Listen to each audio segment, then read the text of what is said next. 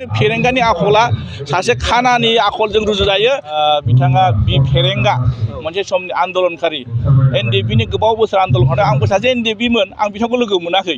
बिथाङा सिजफायारनि उनाव थांदों, जियानो हक बिथाङाबो सासे आन्दोलनकारि एनडिएफबि नि दैदेनगिरि होननानै जों गनायदों। नाथाय बिथांनि जिथु गोरों, सोरखौबा खर' गाज्रि होननानै बुङो, सोरखौबा जाम्बा होननानै बुङो, सासे गोरों मानसिनि खुगानिफ्राय बायदि बुंनो समाया आरो लासिं सिं।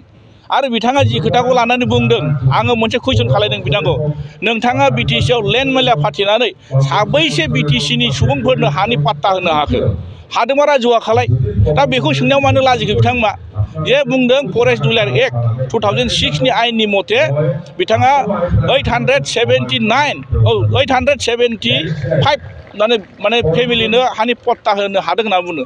बे नंखाय। रायजो राजाखौ फोलादों। बे खामानिखौ जोंहा मासबार समस्तिनि एमएलए चरण बर' बिथांनि दैदेननायाव जाना थाखानाय। मानोना जेब्लानोखि नैबे कभिडनि गेजेरजों आरो इलेक्सन फैबाय, रिजाल्ट जानायाव बिथाङा फार्स्ट पेजखौ रानखांबायमोन, सेकेन्ड पेज राननो थादों, गासिबो रेडि माने लिस्टफ्रा रेडि जाना थाखानायखौ बिथाङा राननो हायाखैमोन। दा बिथाङा सरकाराव फैनाय लोगो लोगो दा बिथाङा बे माने पाट्टा राननायनि बेबस्थाखौ दिनै सरकाराव थानाय लोगो लोगो गाव राननो मोनदों, बेल'सो। दा बेखौनो बिथांमोना मावदों होननानै बुंदों। बे हानि पाट्टा राननाय बेबस्थाखौ बिथांमोना दिनै बे माखासे जायफोर मासबारनि साहा ओनसोलाव थानाय माने बर' सुबुंफोर बिनो हा पाट्टा होनो हायाखै, बिथाङा मालाय मावना दोनखानायखौसो रानना बिथांमोना रानहैदों। जेरै नोंथांमोना नुदों, मोनफ्रोमबो इनस्टिटिउट, मोनफ्रोमबो इनफ्रास्ट्राक्चार माखासे लुखांना दोननायखौ बिपिएफनि दिनाव लुखांना दोननायखौ बिथांमोना फिथाल'सो हायदों। थिग बेबायदिनो आरो बिथांमोना बुंनाया। नंखायनो फेरेंगाया जे सासे थगायसुला नंखाय खोथा बुङो, रावखौबो माने रायियानो गैया बियो, गासिबो गोरों। बिनि नोजोरावथ' सोर गोरों दं? बिपिएफआ गासिबो जाख्ल'जोबो होनना बुङो। जाजोब्बाय। दाथ' जों बर' भाषायाव बुंनो थाङोबा बिथाङाथ' मन'दोंसो।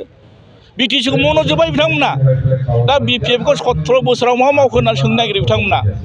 बिथांमोननि मेगना खाना। जों खाना मानसिखौथ' जों मालाबानो बे दं, बे मोजां होनना बुंनो हाया। बिथांमोननि खोमाया बेंगा मानसिखौथ' जों खोनासंहोनो हाया। थ' नंखायनो फेरेंगानि आखला सासे खानानि आखलजों रुजुजायो, सासे बेंगानि माने माजों रुजुजायो? नंखायनो दिनै फेरेंगा बायदि लिडारा थायोब्ला बर' समाजनि गेजेराव मा बिथाङा मावनो नागिरदों बेखौ फोरमायनो हायाखै। नंखायनो जों खावलायदों रनजित बसुमतारी बिथांखौ, नोंथाङा हानि मालिक दा बर्थमान, फरेस्टनि मालिक, फरेस्टआव मा जानानै दं नोंथाङा नोजोर हो।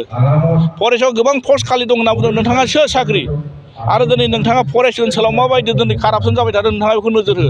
दिनै बेखौ बुंबा नोंथाङा गन्थङाव दुइ लुनाय बायदि मोनगोन। ओंखायनो आं खावलायदों, फेरेंगानि बुंनाय बाथ्राया नंखाय, मिसा खोथा।